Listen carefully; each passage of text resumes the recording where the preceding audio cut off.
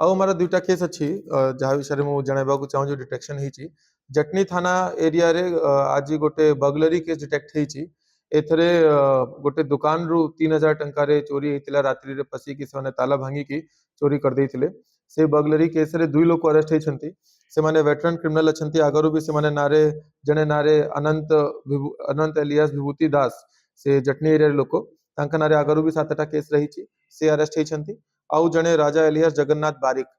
तांका नारे भी आगरू 3टा केस रही से मध्य अरेस्ट होती ये माने ओमफेड शॉप रु 3000 टंका चोरी कर देइथिले तापर तांका पाखरे आउ दुईटा मोबाइल मध्य हमें पाइछु जोटा कि हमको suspected to be stolen mobile अच्छी सेटा भी हमें सीज करिछु और जो यार ऑनर अच्छन रहिबो ताको हमें हैंड ओवर करिबो और ये दोनों लोग को अगेंस्ट हमें 129 बीएनएसएस मध्य यूज करिबो ताकि माने अधिक रु अधिक समय पई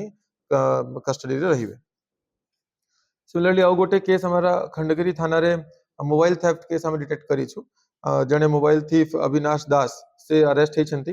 तांका नारे वर्तमान सुधा हमें सीए आइडेंटिफाई करी पारिनु अंडर वेरिफिकेशन अच्छी अन्य जदि कौन सी केस आसीबो तो से केस रे भी तांका नारे रिमांड दिया जी।